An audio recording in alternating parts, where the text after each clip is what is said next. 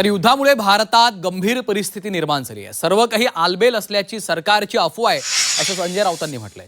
तर गॅस सिलेंडरबाबत सरकार अफवा पसरवतंय. मुख्यमंत्री आणि उपमुख्यमंत्री एकही शब्द बोलत नाहीत असं राऊतांनी सांगितलं. तर नोटबंदीसारखी परिस्थिती उद्भवतीये. नरेंद्र मोदी कुठे आहेत असा सवाल संजय राऊतांनी उपस्थित केलाय.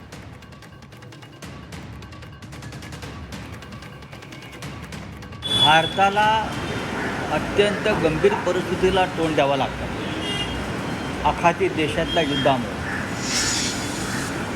आणि सरकारकडून त्या संदर्भात ज्या अफवा पसरवल्या जात आहेत सरकारकडून अधिकृत, ती सर्व काही अलबेल आहे. इंधनाची आणि गॅसची टंचाई म्हणजे LPGची अजिबात पडणार नाही.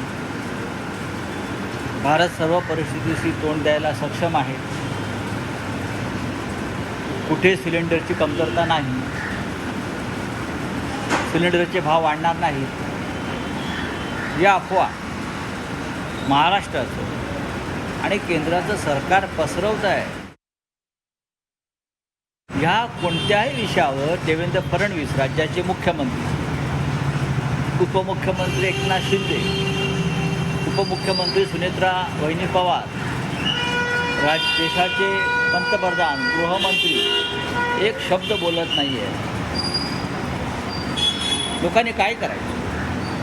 नोटबंदीच्या वेळेला ज्या रांगा लागल्या, जशा रांगा लावून माणसं रांगेत मारली गेली, तेच आता सिलेंडरच्या रांगेमध्ये होईल अशी भयंकर स्थिती निर्माण झाल्याचं चित्र देशभरात दिसत आहे.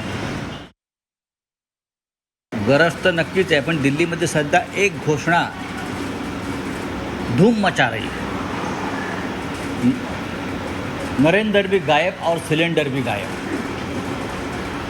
ही घोषणा पार्लमेंट बाहेर सर्वत्र धूम माजवते. कहाँ है नरेंद्र जी? नरेंद्र जी केरल में है, नरेंद्र जी कहाँ है? नरेंद्र जी तमिलनाडु में है, आसाम में है. नरेंद्र जी पार्लमेंटमध्ये नाही आणि सिलेंडर लोकांच्या घरात नाही. त्याच्यामुळे बैठक घेणार कोण? बैठक घ्यायला प्रधानमंत्री पाहिजेत ना.